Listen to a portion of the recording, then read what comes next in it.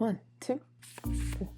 These are crypto debit cards, and these allow me to spend my cryptocurrency swipe, swipe, swipe here in the real world. Kind of a flex card because they're made of metal. Legit, crypto is such an exciting world, and there's so much development and innovation happening in the space.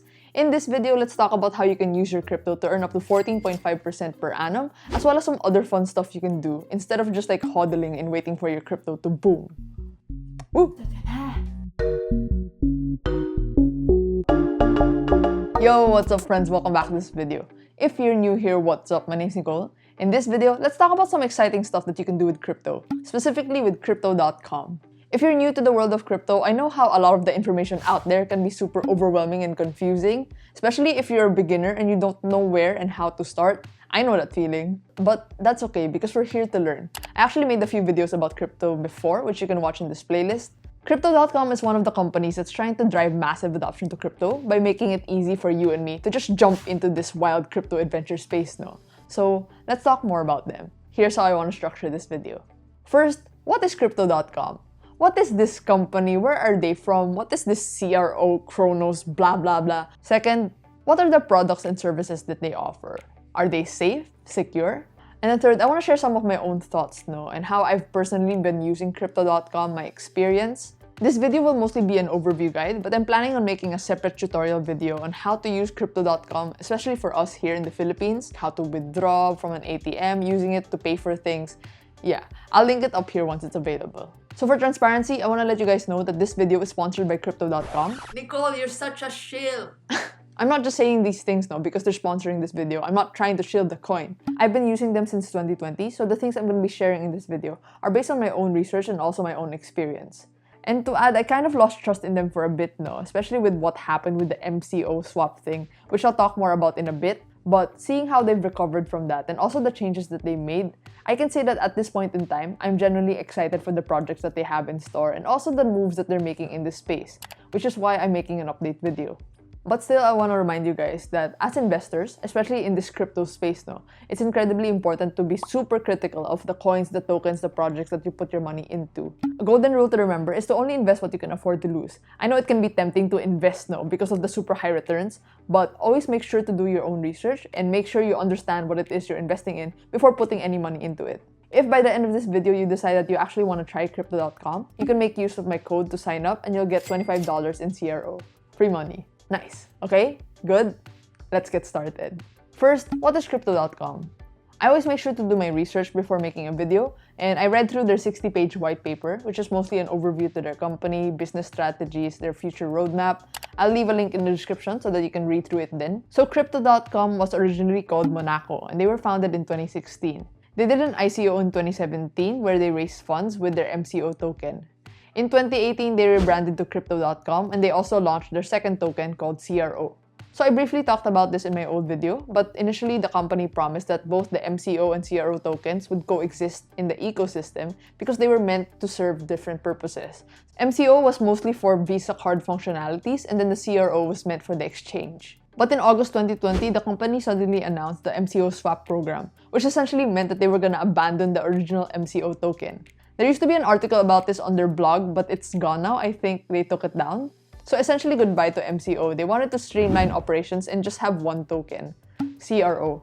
So of course, this angered a lot of MCO holders, especially those early stage investors who were there at the ICO who helped them raise money and to grow the company where it is now. And it also seemed as though it was more beneficial to CRO holders. Medyo nagkaroon ng exodus because a lot of people were just selling their tokens because they were losing trust in the company. And even for me, I felt kind of iffy because of how abruptly they changed and made announcements without much warning. Trust is very important in the crypto space, and considering how this move suddenly changed the tokenomics, the company structure, and also add to the fact that Crypto.com held most of the CRO at the time of the swap, it was a big mess. There was lots of fun. But like I said, the company seems to have gotten through this mess na, and they've improved their operations and also their offerings, especially last year. So in Feb 2021, they surpassed 10 million users, which is double of the 5 million in 2020. And now they offer more than 250 cryptocurrencies and are available in more than 90 countries. Growth, absolutely insane. And their decision to stick to just one token for the entire ecosystem definitely made sense in order to streamline operations and also because of the potential regulatory issues they would have faced with MCO. And to add to that, the CRO token went on a rocket ship rampage last year. So in January, CRO was hovering at about 5 cents, but it flew as high up as 96 cents during its all-time high in November. That's 1,900% increase in price, which is absolutely insane. But it has since fallen 50% from its all-time high because it's hovering at about 0.45 right now as I'm recording. And they also launched the Crypto.org chain, which is their own native blockchain for their ecosystem. For the sake of tokenomics, remember how one of the issues during the MCO swap program was that the company held most of the CROs in circulation? Well, last year they burned 70% of it, 70 billion CROs, and now the team only holds about 5.9 billion CRO. I know how crypto gets a lot of criticism because of how environmentally damaging it is, especially with Bitcoin because it operates on a proof-of-work consensus protocol that uses up a lot of energy. During my research, I came across this article from Crypto.com, and they're pledging to become carbon negative by 2023. They outlined 3 steps, medyo vague, but hopefully this isn't some greenwashing corporate thing, no? And it's nice to see that they actually made a public pledge to work towards this. We'll see na lang if they get to achieve it next year. Now let's talk about their products and services. There's a lot, so let's run through them quickly. So Debit, their mission is to drive crypto adoption. In their white paper, they essentially summarize the roadblocks that makes it hard for this to happen, and they also propose the products and solutions that they offer in order to solve this. So their products fall into 3 categories: payment, trading, and financial services. This is how they're gonna change the world, essentially. First is the payment pillar, and this is mostly for user acquisition. This is how they're gonna get people to use Crypto.com services. So there's 2 products under this, Crypto Pay tapos yung Visa card. For Crypto Pay, there's a lot of things that you can do with this. You can essentially pay merchants, buy gift cards, no, and you get cashback in CRO. Airtime top-up, which means that you can buy load for your phone, and then you'll receive cashback also for sending money to your friends. And I think one of their most interesting products talaga is their Visa card because it lets people easily spend their crypto. I think for the longest time, that's what's been hard, diba, with people is that, okay, what else can I do with crypto? I can hold it, but what else can you do with it? Them, with the Visa card, they've really provided another use case for crypto, and that's just making use of it in the real world, no? Spending your cryptocurrency. And it's not a requirement for you to get a card when you sign up for an account, but there are benefits to getting one. Like for one, there's no annual fee on the card, and when you use it, you get the interbank exchange rate, which is like the lowest rate that you can get when you're transacting in foreign currencies. Their cards are essentially prepaid debit cards, which means you have to top it up before you can spend. I mostly top mine up with my stablecoins, but you can also top it up with other cryptocurrencies like Bitcoin, Ethereum. Yeah, you can just load it and spend. So you can see that I have 2 cards, right? They actually have 5 different tiers, and depending on the tier of the card that you have, you get different benefits. There's increasing benefits as your card tier increases. The lowest is the Midnight Blue, then we go to Ruby Steel, Royal Indigo, Frosted, and then Obsidian. So in order to get certain cards, you have to stake a certain amount of CRO in order to get it. So before, they actually pegged the requirements to a fixed number of MCO or CRO tokens, but now they changed it to a US dollar equivalent. So for example, for the Ruby Steel, regardless of how many CRO MCO tokens that you have, for you to be able to get a Ruby Steel card, you need to stake $400 worth.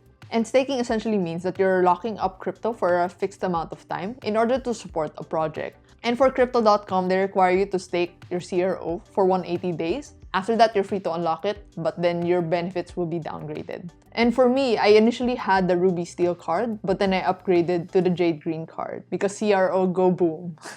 But yeah, you can make use of my code when you sign up, and you'll be able to unlock the $25 CRO bonus when you stake for at least a Ruby Steel card. And for their trading pillar, this contributes to their major source of revenue kasi as a company. So for the app, this is essentially where most of the products can be found. You can buy, sell, store, track cryptocurrency, and this is also where you manage your crypto Visa card. And for the exchange, this is essentially where you can trade crypto, and they also have syndicate events here. And for the financial services, there are 3 main products. There's DeFi, Crypto Credit, and Crypto Earn. Last year, they launched Chronos Mainnet, no, yung Chronos Bridge. Essentially, the aim was to scale their DeFi ecosystem.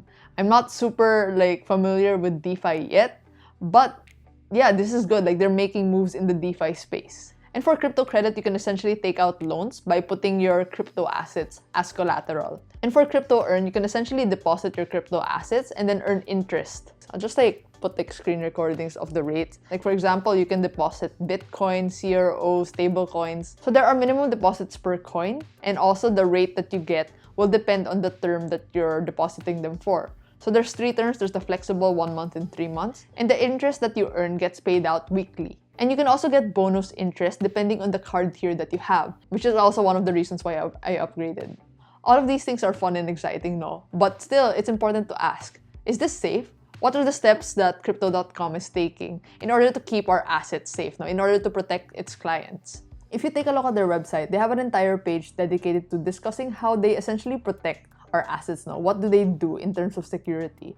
So for me, when I was reading through this, I appreciated how far they've taken this, no? They really want their company to be built on top of like the foundation of security, privacy, and compliance. It's kind of against the ethos of cryptocurrency, decentralization away from institutions. I personally think these steps are important for massive mainstream adoption. Crypto companies are very much vulnerable to hackers. Like, people are always trying to break into the systems and steal the assets. So it's important to see companies like Crypto.com really put importance on safeguarding and really upholding security.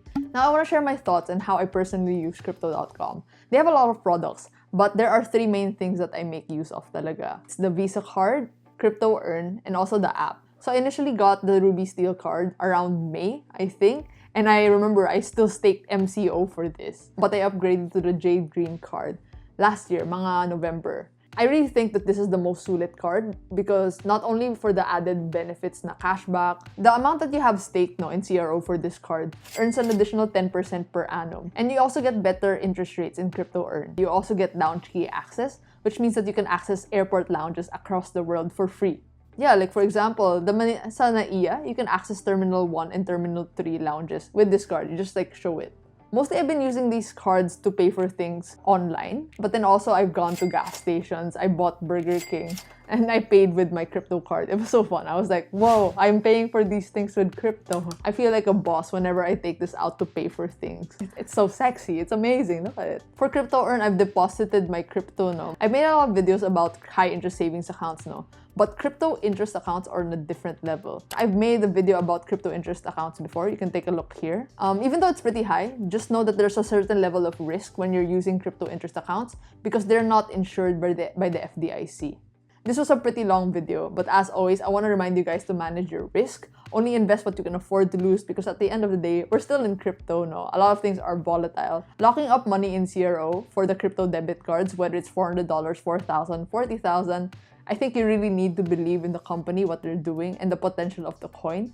I hope you guys learned something new. Thank you guys so much for watching. I'll see you in the next video. Bye-bye. I've been filming for more than 3 hours because of how much information I have, and I have to cut it down when I edit. Oh my god.